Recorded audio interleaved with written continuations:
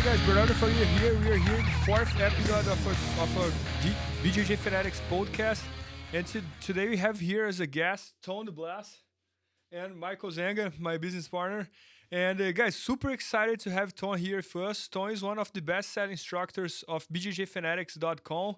And every time I meet Tom, he always has some very interesting stories about Jiu-Jitsu. And he's also like one of the toughest fighters competing nowadays, right? Especially no-gi. He's doing all these super fight tournaments everywhere. So thanks so much for being here, Tom. Thanks for having me, guys. Am I close enough to this? Thank you. So. Thank you. So, guys, I think everyone knows Tom DeBlass, right? Especially like who is on social media and this and that. But I'm not sure if everybody knows his history on grappling and this and that. So I'm going to ask him a lot of questions here about how he started Jiu-Jitsu and then how he jumped into MMA. And nowadays he's doing a lot of super fights and he travels all over the world doing seminars as well. So, Tom, how did you start Jiu-Jitsu? I was 19 or 20, and before Jiu-Jitsu, I actually ran track and field. I was much smaller. And what happens, I tore all the ligaments in my ankle, so I could not jump anymore. I was a jumper. I long jumped like 23 feet, high jump 6'5". Was able to dunk a basketball. And, I always liked to fight, but for good reason. Like, I would never fight for no reason. I was never a bully. And I found Jiu-Jitsu, and I fell in love with it immediately. I was at another smaller school for like 6 months or maybe like 8 months. And then I found Kurt Pellegrino, who was under Ricardo Almeida. And then I started training with Ricardo. So I was training with Ricardo from white belt. He belted me blue belt, purple, brown, and black. And all my stripes up to 3 degrees right now. And that's why I got involved. I used to travel to Ricardo's in Bordentown, which was like an hour and 15 minutes away one way. So, all throughout college, and I was a school teacher as well. Between the ages 22 and 24, I would, make my way to Ricardo's before I opened my own school. And even when I opened my own school, I would still go to Ricardo's, multiple times a week. And, that's how I found Jiu-Jitsu initially. Got it. So you said you were 19 years old when you started? 19 or 20, yeah. I know, man, that's awesome because we know that the audience who does Jiu-Jitsu is like a little older. Yeah. So especially for you that did Jiu-Jitsu for a living, did Jiu-Jitsu to compete in the highest level, you probably at some point felt like, oh, I wish I had started a little younger, right? But you still did very well, and look who you are today, and isn't that?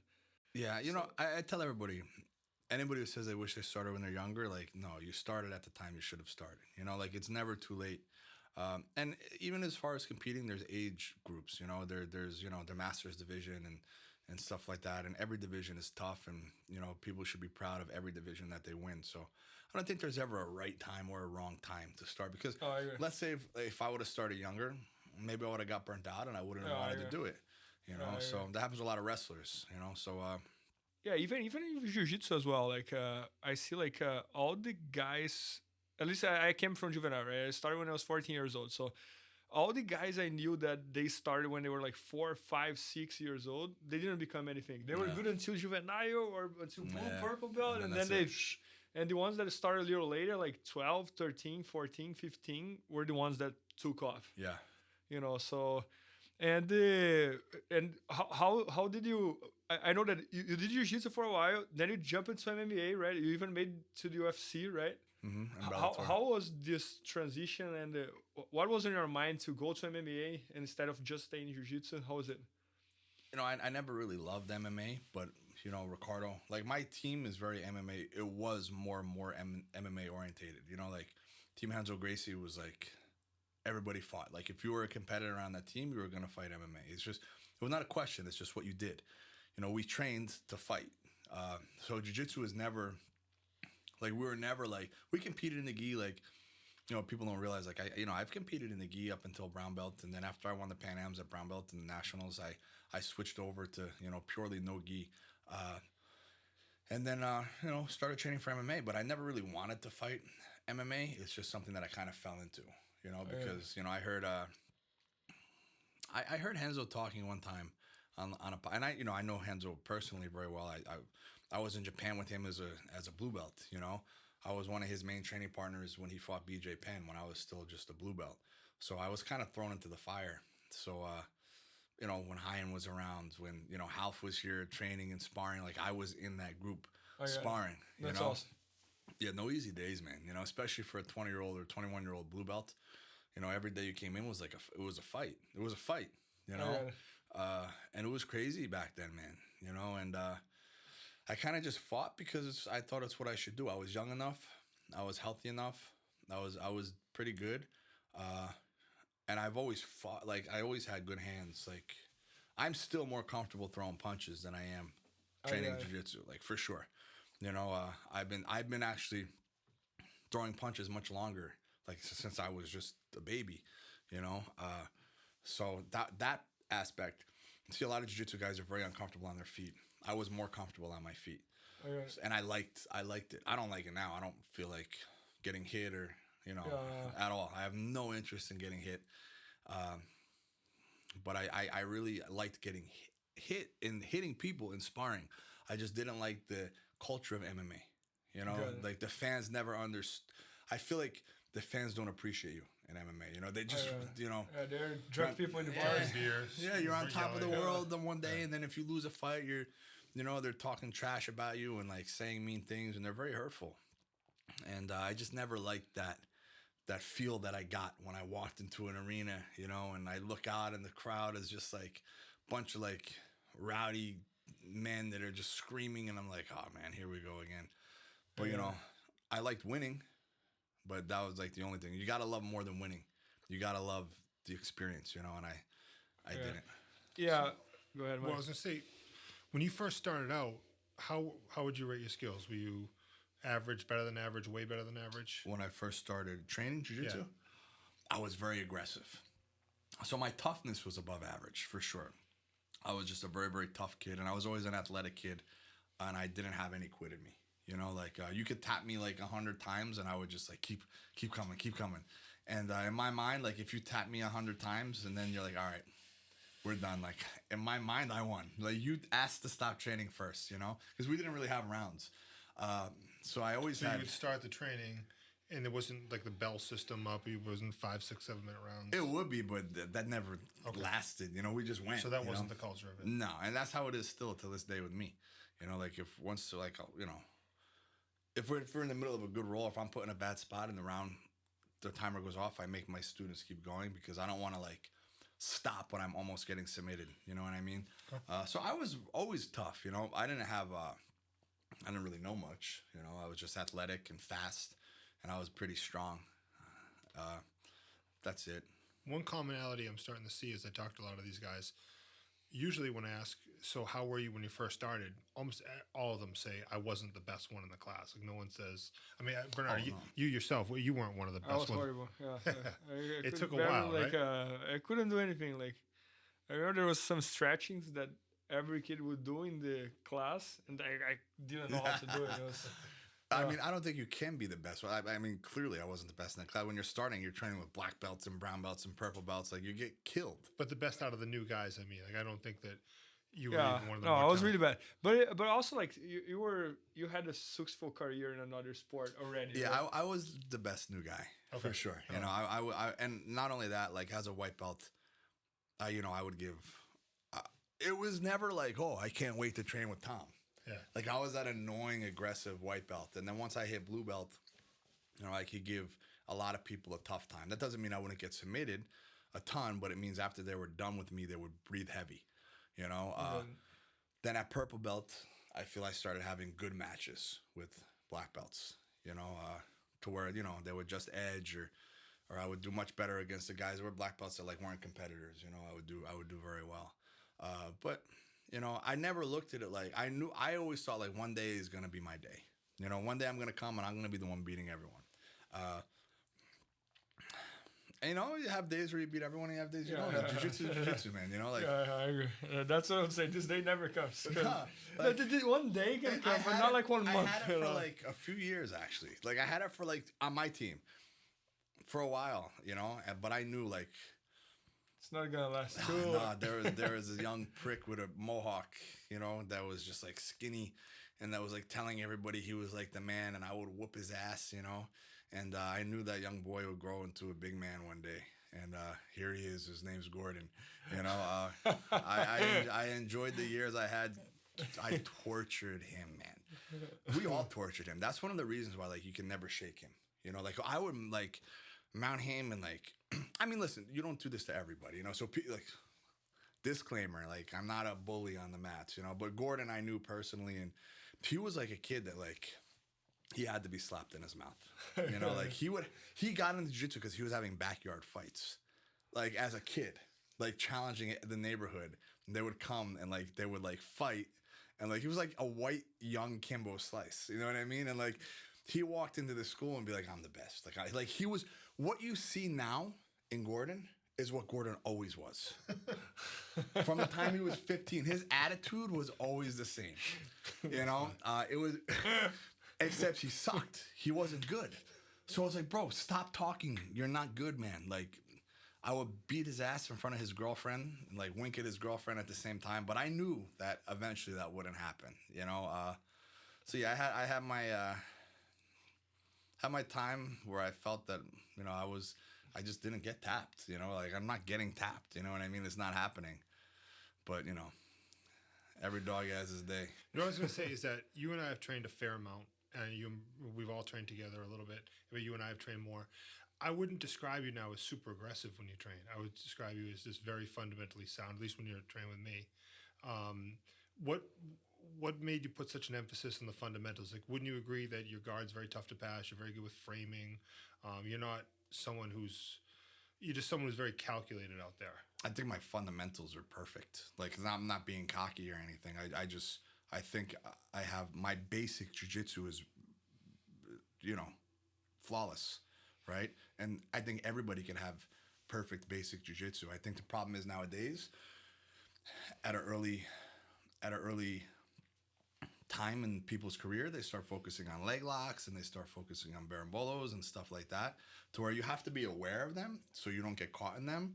But I don't think they should be a focus, right? So for me, all I did was fundamentals. All I did was my half guard. So when I say I think I have basic, my fundamentals are perfect. Like my half guard, right? Like top and bottom. And, you know, I've proved that though too. Like in competition, like, you know, you've never seen me, you know, lose like 12-0 or nothing like that. You know, like in 16 years competing, I've given up less than 12 points.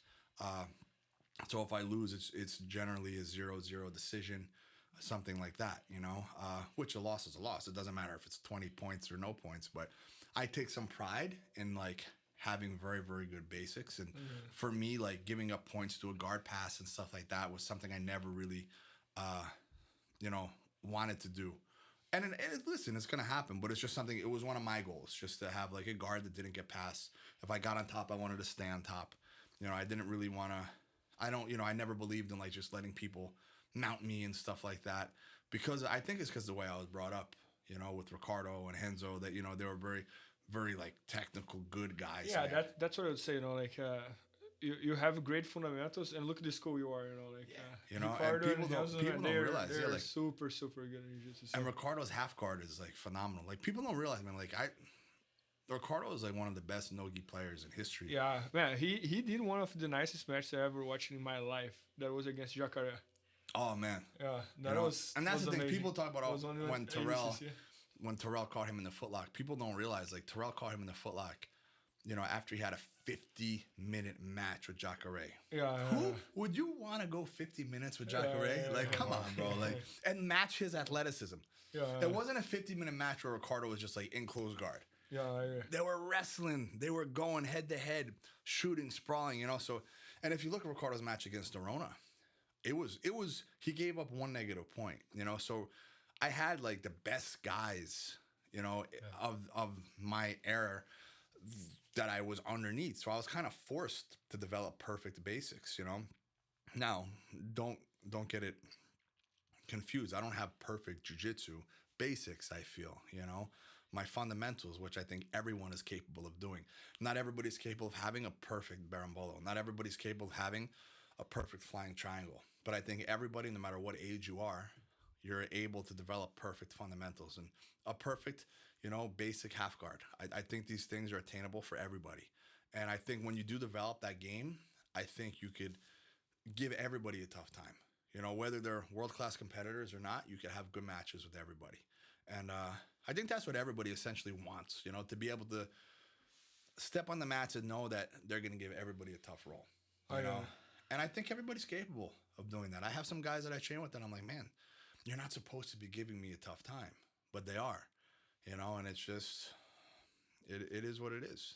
You know, I think more people need to remember that it's not always the things that look really cool that are going to, you know, save our ass. You know what I mean? We have to develop our perfect basics. The fundamentals doesn't really I mean, look cool. I literally just messaged Bernardo. Listen, you know, most people know me for my half guard, and I've been a black belt now for 11 years. And I literally messaged Bernardo the other day with a basic half guard question. Like it wasn't such a basic question. Like, what do you do when the top person doesn't do anything?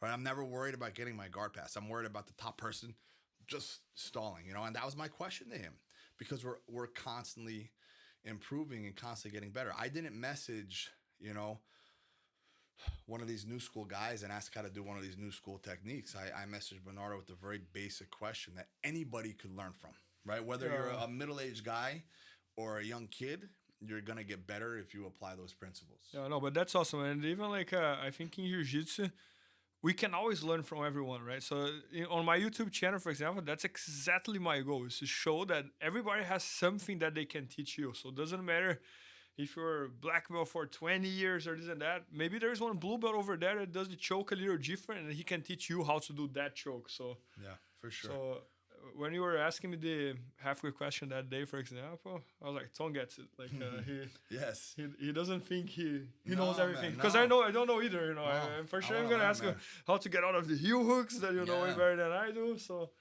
I would say that's one of the things that I've noticed most about your social media that people connect with. Not all your posts is, I went with this guy who kicked his ass, did this. You'll say, I went with a purple belt, I got caught tonight. I went with this, I got my guard passed, or something, or whatever it is. You're not afraid to share when you've had a bad experience. Yeah. Or not. Tell us about your mindset there. You're 100% right. And you know, the thing is, when I post, I'll say it now because I'll tell you my mindset, what I think. Oh, I got caught by this guy or that guy. Am I going 100% like I'm in the finals of a world championship when I get caught by these people? No. Generally speaking, I'm not. Today at the seminar I gave, I had a match with a blue belt woman. Extremely tough blue belt woman. Little tiny too. And the whole entire class was watching. If you didn't know jiu-jitsu, or if you didn't know me, you would think that we were like even. And I told the class afterwards, maybe we are. I don't care if they go home saying that this woman gave me a tough role.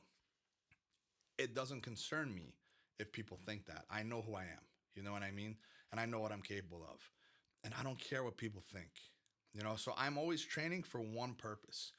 I'm training to improve. I'm training to get better. So if I start and I allow someone to start on my back and I get caught, I might go home and make a post saying I got submitted tonight. But I'll leave out the part that I let them start on my back, because who cares? Yeah. You know what I mean? Who cares? Like, I'm training to improve. So I think that's the attitude that I have. And that's not to say I can't start, you know, like I was telling Bernardo before, you know, like what we were talking about, like when he came in my school to film one of the DVDs, you know, he asked me to train in the gi. All my students were there. I really don't train in the gi anymore. And not one time was I like, oh, my shoulders hurt, I can't train, or my neck is bothering me. Like, dude, as a matter of fact, I think I was even a little banged up. But like, I didn't have it in me to say no to training. You know what I mean? Like, if he asked me to train, I don't want to say be a man, because there's plenty of tough women out there. I'm going to find a way to train. And no matter what happens, no matter who's watching, I don't care what you think, because everybody's always going to have an opinion. You know what I mean? And I don't know if it's because I'm relatively experienced in the sport, and I have the respect from you know, the community to where I care a little less, or if it's just that I'm a little older now and I understand no matter what you do good, people are always going to have a problem with you anyway. So I might as well just do what I want. And what I want is just to make other people happy, you know? So if I can write like, hey, I got caught today because I got caught, and then somebody goes home and they read that and they feel better about themselves and they come back the next day. Because don't be fooled. Like, coming up through the ranks, I would get submitted every day by a plethora of humans. You know what I mean? As tough as I was. And there still is days where I legit get caught, you know? And it doesn't matter. Like, you're not getting medals in training. You know what I mean? Like, and even if you're competing, like somebody said today, how do you handle a loss? It's really hard to answer. Like, what do you mean? Like, the same way I would handle a win. I get back on the mats the next day and I train because I love jiu-jitsu. You can't just love winning, right? So MMA, I loved winning. I didn't love MMA. But that's why I stopped. I only had a 3-year MMA career. I'll train jiu-jitsu for the rest of my life. So if you just love the roles where you're winning and the roles where you're doing the tapping, you're never going to make it, man. Because, again, that little kid that you're beating up now, guess what? He's going to be a big boy one day, you know? And it's not going to be so easy. Trust me. Take it from me. And we're going to be an old boy. Yeah, exactly. Well, no, exactly. I agree. No, but what you mentioned when you train, for example, it's cool that you don't have that mindset that, oh man, I'm not going to roll for him in front of my students, or I'm going to wait him to get tired. Because this is something that I see a lot of people doing, right? All the time. They see someone tough coming into the school, and then they wait to that guy do like 5 rolls, and then in the very end, hey, can you roll? And, man, you're not testing yourself. You're just trying to prove something that is not even real, you know, like. Every time I see a visitor, for example, or today, for example, I roll with Satoshi Ishii, the Japanese Olympic champion, no gi, this and that. I told him, Satoshi, I want to do the first roll, man. Because then I test myself, right? The first one is the only one that you can actually test. Because if you wait the guy to get tired, then it's not a test anymore, you know, like, it's just... I agree. Yeah. And there's something like, you know, not everybody has it. I think everybody, like the close guys in our group, have it, you know, like me, Gary, Gordon. You know, Gary was my first black belt. He came up with seeing my mentality, and I was in his ear all the time. You know, kind of like that samurai mindset. You know what I mean? Like, you just fight. That's it. You know, win, lose, or draw, you fight. You show up, you know, and you don't give up. You don't quit. For me, I would rather, you know, die trying than live safe not trying. You know what I mean? Like, I would rather test myself and come up short than not test myself, because I can't live with myself as a man. Now, that doesn't mean I don't dread doing it. I don't feel like rolling all the time. I don't feel like rolling with the toughest guy all the time. Not at all. I get nervous like everybody else, and I just don't feel like doing it. And especially for me, like when I go to Henzo's and if I roll, I know everybody there wants to kill me. Not because they don't like me, just because they want to say, hey, I beat up Tom today. Pack a lunch. Good luck, right? Because there's going to be no easy day. You know, like I'm not rolling over for anybody. I don't care how successful I am. I don't care how many inspirational posts you see from me. Like when it comes down to the nitty gritty, I'm going to get down, man. You know, and if you beat me, you're going to earn that. You know, it's not because, you know, I'm not going to live safe, and I'm going to give you the chance to whoop my ass. I'm going to give you that chance. And if you do, good. Right? And just know that, like, I'm going to show up. You know what I mean? I'm going to show up every time. Yeah, that's awesome. No, that's awesome. And, Tom, which year you did UFC? Because, man, that was so, you know, you don't want to.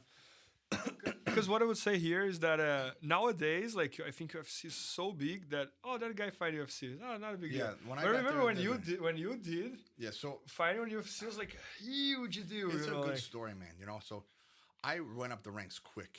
I became a Ring of Combat's a very, very tough organization. It's probably like one of the toughest American organizations for sure. You know, Chris Weidman fought there. Frank Yeager fought there. I fought there. Uriah Hall fought there. Ryan LaFleur, like numerous UFC guys have fought there. And I was a Ring of Combat light heavyweight champion and heavyweight champion. And I had, I think 7 fights, 7-0. And I was supposed to fight in March for Ring of Combat, or April for Ring of Combat. And I had to pull out because I fractured my ankle.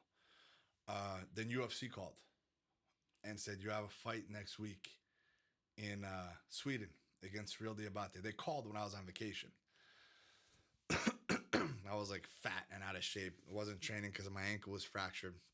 And in my mind, I'm like, what's the worst? He was the kickboxer? Real fast 6'7". So oh, it's, fighters fight. So I showed up, cut the weight, showed up Wednesday in Sweden, fought Friday. How much did you have to cut? Like 20. And I was fat, right? So when you're fat, it's harder to cut water. The more muscular you are, the easier it is. So it sucked, it was terrible. How bad is a 20-pound weight cut? I mean, listen, man, like I can't say it's bad when you have guys that are like literally like half dead, like to get the 145 pounds. Yeah. Like I was a fat 205er, you know what I mean? So I'm not going to say it was hard. It's not easy. I fought at 85 before too. I'll get to that. So I was dominating him, man. I took him down first round. I passed his guard the whole entire first round, just was on top. Second round, caught a kick, took him down. And as soon as I took him down, like I just felt like, man, I started to die. I was tired, man, And he ended up scrambling on top, hit me a couple good shots. I ended up on top again. Third round came, rough round for me, man. Like he landed some really good shots, really, really good shots on me. I remember the one time my head was on the canvas, he elbowed me, my head got crushed. My nose got broke that fight. I had a severe concussion. Oh. He ended up winning a majority decision. And I think it was the right decision. He clearly did more damage. But it was a close fight. So my next UFC fight was, I figured they would give me like one in Jersey since my first fight I took on 1 week's notice in Sweden. Like, no, you're going to fight in China. You're going to fight in Macau. And you're going to fight Ricky Fukuda, whose record is 26-9. This is my 8th fight. So like... Again, I'm not going to be a punk. I'm going to show up. And that was my first cut ever to 185. And I made it. I made the cut to 185. And it was a competitive fight. It was a good fight. We went back and forth. And I think he won a majority decision too. And then I was like, you know what? This MMA bullshit, like I'm done, man. Like this is like, I don't like this. This is terrible. And I'm like, I quit. I talked to Joe Silva. He's like, I respect that. He's like, He's like, actually, I think it's best if you go get some more experience and then you come back. I said, no, I don't even want to get more experience or come back. I just want to quit. And then Bellator was, they were coming to New Jersey. And I got talked back into coming back. So then I fought for Bellator, and then I won my next fight by, I think I broke the guy's orbital the second round or something. I know I won by TKO. And then I fought again for Bellator, and I knocked the guy out in the first round. And then I didn't like it. Like when I knocked him out, I was like, most of you guys have seen that knockout. I went up to him and I checked on him right away. And and I had my daughter then, and my. I remember you had your hand above, and you easily could have landed a shot. Yeah, but he was out. You didn't even do it. Yeah, I checked on him. I felt bad. He had a daughter too, and I just didn't feel good in victory. It was weird. And then I wanted to fight Rampage or Tito, but they ended up giving me King Mo, and I hurt my knee, like dislocated my knee.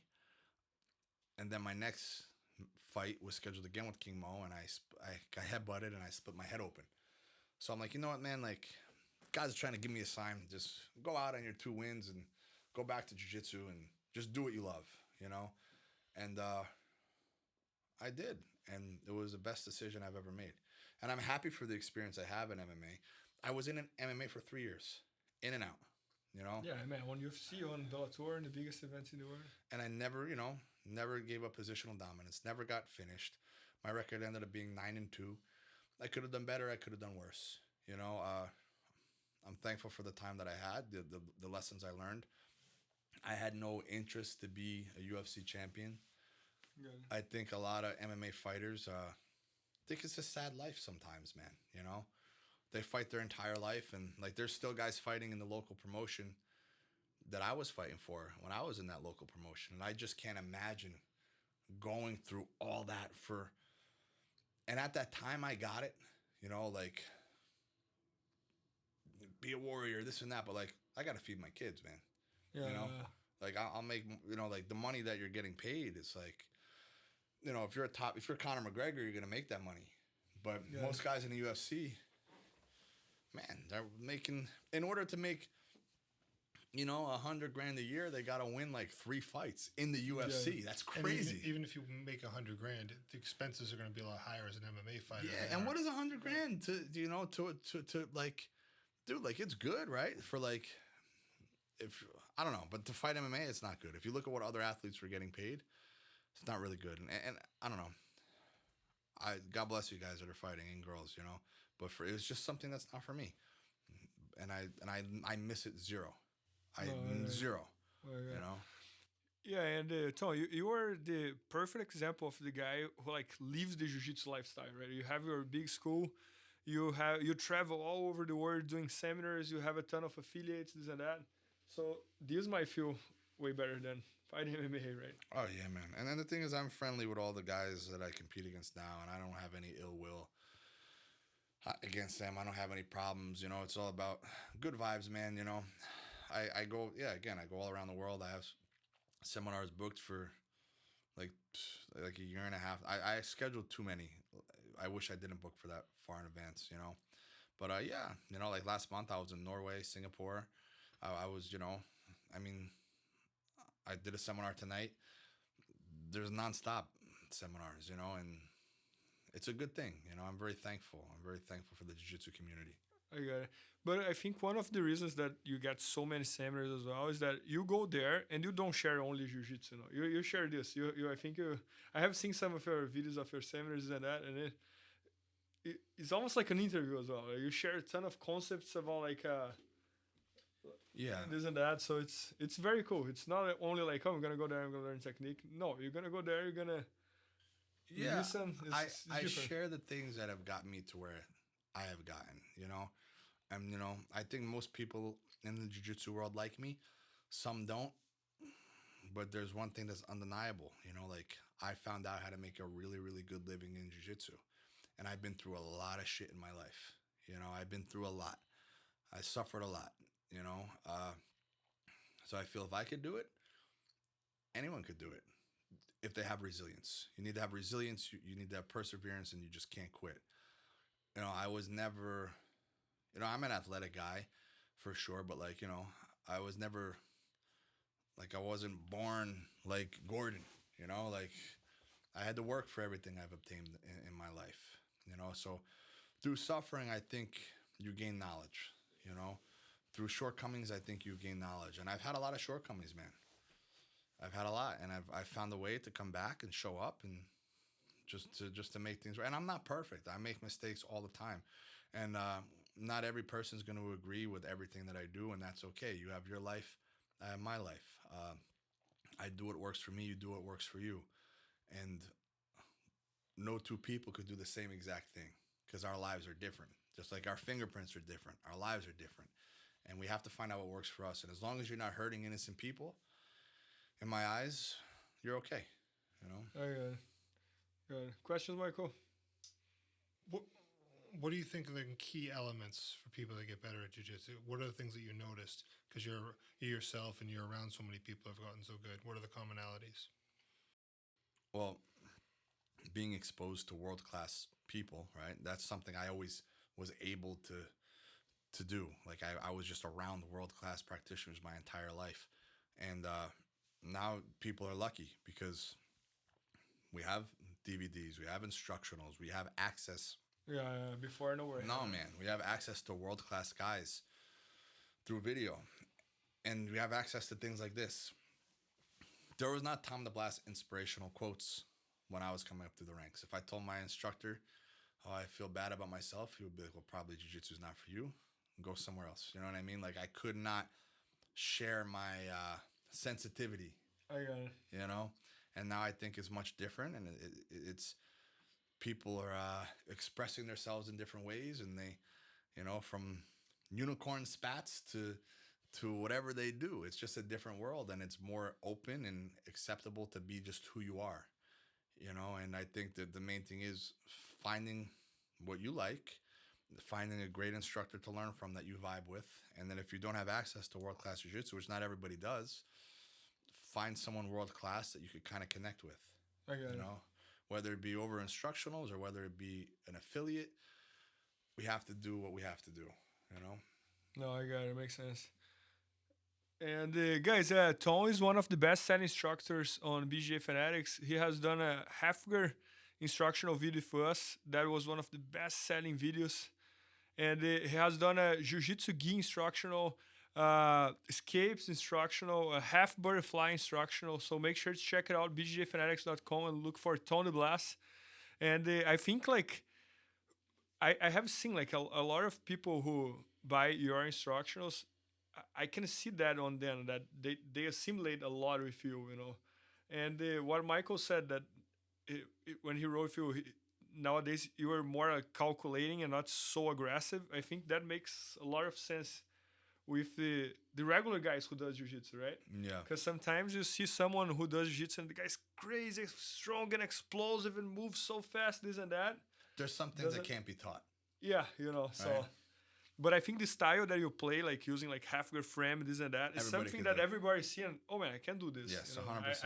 I can copy this guy. And sometimes you see the guy going upside down and throwing.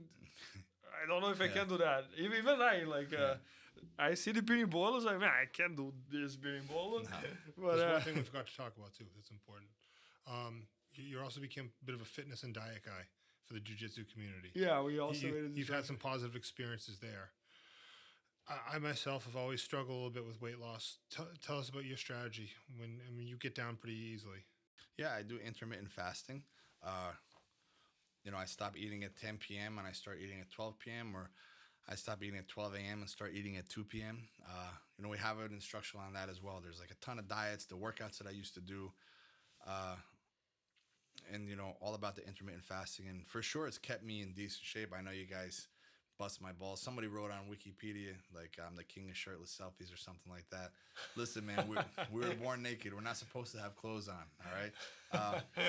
But listen, I managed to stay in decent shape at 36 years old through intermittent fasting, essentially, and through the workouts that I used to do. Never really lifted too much, but now I'm just getting furious looking at Gordon and this other kid that's training with us now, Nikki. It looks like he's like a Greek god. And I'm very competitive, so these guys are just coming in with their 12 packs and they're flexing. And I'm like, man, 2 months, watch. I'm lifting every day. My diet is like, just watch, okay? Because I'm really, and I'm going to prove, I'm going to prove that I'm going to transition my body again, for sure. And I'm more serious about lifting and everything now. But yeah, anybody could stay fit without doing a lot. And it's the truth. Like, I train, but you guys are going to understand. I go through times where I'm not training live every day. I'm training live 2 days a week. And I wasn't lifting at all. And I still managed to stay in decent shape. When you deal with the hunger, right, and you first start, because I know that's when most people lose it. How hard, a scale of 1 to 10, is it to stretch your meals from, say, go to bed at midnight, say have a midnight snack, go to sleep, and you wake up at 2 p.m.? Like, how bad is it missing breakfast? Like, you able to concentrate? Are you able to... Yeah, I was doing the bulletproof coffee, right? The grass-fed butter, unsalted, a scoop of coconut oil or MCT oil, and coffee. So it's essentially breaking the fast. Intermittent fasting, fitness experts would say, but I don't care. Like, I do what I want to do. And it worked for me, So that fat energy that I got held me over, and the coffee, like caffeine suppresses your appetite, and the healthy fats that you got suppresses your appetite as well. So it really wasn't hard, man. Like, when you don't eat a lot of carbs, you don't really crave carbs. It's the truth. Like, I'm hypoglycemic, so my blood sugar is low. And I remember when I was fighting at 185. I was doing the cut fine. And then one day I had, like, a little bit of pineapple. And, like, man, my sugar dropped. I was weak. I needed more carbs because I ate carbs. So if you wake up... I've had those carb rages where, like, you can literally eat the walls. Like, and if you wake up... 5,000 calories, that's the thing. Problem. If you wake up and you have, like, a little piece of... any kind of carb, you're not gonna be able to do it. You have to stick with it. Have the healthy fats instead, and it's gonna be a little easier than you think. You kind of get used to it. So when people go binging, it's not on steaks. It's on potato chips, candy, that kind of stuff. Yes, that's exactly what it is. Yeah, and guys, I remember like when we shot this video with Tom, I went there and then Tom, what's this dining that you're doing? And he told me, intermittent fasting. I was like, what's this? I didn't even know what was that. And nowadays, that's the diet that I do. So I got from Tom. And what happened in my case, for example, was that until last year, until June, I was still competing, training, and this and that. So I would not get fat, right? Because I was training a lot. And then nowadays I don't train as much anymore. And I was eating the same amount that I was when I was training a lot. So I just saw my weight going like, my normal weight when I was competing was like 217, 218. So I just saw every month, 219, next month, 220, 221, 220. This year, for example, there was, I went to Brazil, I came back, it was 235. So I turned on the alarm like hard. I was like, man, I gotta do something here. So I have been doing the intermittent fasting that I had never heard before, and I hear before Tom, and I follow his tips. And I watched his instruction as well, just to make sure I was doing everything right. And it helped me a lot. Nowadays, I walk around like 223, 224. And that's the weight that I accept myself, like 6-7 pounds over the weight that I would be when I was competing. Makes sense. It's acceptable. But what was doing... And what I do, I try to stay as long as I can, right? Without eating, as you told me. And normally my first meal is like 3, 4, sometimes even 5 p.m. Wow. I go like very hard. I don't know if I was training hard, if I could do that. Yeah. But you might. How is it when you were training for a tournament, for example? You still miss the breakfast? How is it? Yeah, I train fasted. So in February I'm competing against Bruno Bastos, and I just saw a recent picture of him, and he looks like he's like 280 pounds right now. So I have to eat a little bit more because I'm only like 218. So I might break the fast and start eating a little bit more. But generally speaking, I always train in the morning on an empty stomach. I won't. I feel, and I feel good. Listen, we're not. Anyway, actually, I was gonna say, like, if you look at lions, right? Sometimes they'll eat once every few days, and look how muscular, look how big they are. Yes, we're not lions. I know this, people. We're not lions. I'm just using as an example. We don't need to eat as much as we think. Like, look at our ancestors. Look at cavemen. Like, they would have to hunt for their food, and they would go days. Sometimes with no food, and they managed, So you got to think, every time you're eating, your body's working to digest. Yeah, I agree. And that's energy wasted. When you're not eating, your body's able to recover better. So that's the irony. Most people think we're recovering by feeding ourselves. Yeah, we're recovering by feeding ourselves. Okay, and then let your body use that fuel that you put in instead of just forcing more food, because then your body is just digesting. It's not, you know what I mean? I think that where people get lost is the first couple of days. Oh, this is really hard. My body's changing. What kind of advice do you give for the people that say, oh my God, this thing sucks. This isn't made up for my body. I missed a meal and all of a sudden I can't concentrate. I'm dying of hunger over here. Do you want to be fat, or do you want to suffer for a few days? But right, that's my advice. But when you say suffer for a few days, what you're saying is that it's going to get better. It gets better, okay. And you're going to get used to it. Nothing worthwhile is easy. That's it, man. It's nothing worthwhile is easy. Like, you're not going to take a magic pill. But I like the tip of the bulletproof coffee, because in the beginning I was doing the bulletproof coffee, but nowadays it's just the regular coffee. Yeah, gives me a sense of energy, and I don't feel hungry for like few hours. So I don't use bulletproof coffee anymore. No, I got it. Yeah, but it was really, really good. And I always share this thing. I don't know why, but I read an article another day that they made one study between all the people that reach 100 years old and what did they had in common. And they were always skinny, flexible, didn't smoke, and kept working on something. But the very first thing was they were skinny. And you got to understand, it takes the body a few days to adjust, right? So you have to give yourself time, For me, for instance, if I'm trying to lose weight, I won't lose anything for like 2 weeks, and then boom, it happens. Then if I'm trying to gain weight, I won't gain anything for like, no matter what I'm eating, it'll be like 2 weeks I'm not getting anything, and then out of nowhere, like, I'll just gain weight, So that uncomfortable feeling is going to fade. And like, I still stand by what I said. Do you want to stay overweight? Do you want to be fat? Or do you want to be fit? Which one is it? You're going to have to suffer a little bit. And then after you do, you're going to find that it's actually easier than eating all the time, man, because you don't have to worry as much about where is your next, like, you know how convenient it is for me to wake up and not have to like cook breakfast or just to get out of the house and not have to worry about eating until 1 o'clock. It's like, dude, I save time and I'm not craving food. Once I start eating, then I'll crave a little more. So I have an experience that I was going to tell you about in the car on the way back, but might as well talk about it now. So I've lost myself about 13 pounds in 3 weeks. And I remember it was yesterday. I probably took in 600-700 calories. So proud of myself. I got on the scale. I'm 2 pounds heavier than the day before. I was like, what the hell do I do here? Should people expect days like that? Well, you got to understand too. Are you eating sodium? Or if you're dehydrated, you'll retain water. So actually, the more water you drink, the less water you're gonna retain. So you got to understand that a lot of it's sodium. So the kinds of food you're eating, like if you have like buffalo wings, right?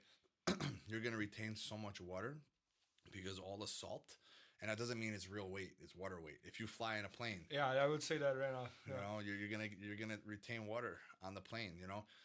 If you notice, like if you try to put your hand, like your fingers around your wrist, if you're on a plane, it gets much bigger, your wrist, and it's not that you're gaining weight, like real weight, you're gaining water weight. And that's what happens. It's just... I mean, like every time you drink something, you're peeing out a lot less. Yeah, exactly. Not something, water. Yeah. Yeah, I remember like going to compete in the Worlds, for example, or I was coming from Brazil, or I was coming from the East Coast, right? And it's a long trip, like long enough. And then I would get there. First thing I would do is check my weight. And I was like, what? I'm 3-4 pounds over. And then like 5 hours later, after doing jacuzzi or something, boom, drop it. Oh my God, I lost 6 pounds here. Lost 5 pounds. It was quick. Yeah. That happened to me at the Pan Ams, the brown belt. I lost 6 pounds in like 6 hours doing nothing, like just literally just peeing because you retain water on the plane. Got it, man. Any other question, Michael? Yeah. So guys, this was our 4th episode of the BJJ Fanatics Podcast, and guys, make sure to check out Tony DeBlass products on our store, bjjfanatics.com. He has done some of the best instructions that we have ever done. Yeah, they're not just the best selling; they get the highest reviews too. We have his half guard, we have closed guard, we have. He did one on his intermittent fasting plan. He did one in the gi. One of the gi escapes, and half butterfly. Half butterfly, yeah. So tomorrow it's gonna be what, 7? Yeah. Jeez Louise. Yeah, and we are launching a new one soon as well. So stay tuned because soon we're gonna come up with all the news. So thanks so much, guys, for listening one more podcast. We are doing our best here to bring all the best guys, and hope you guys enjoy.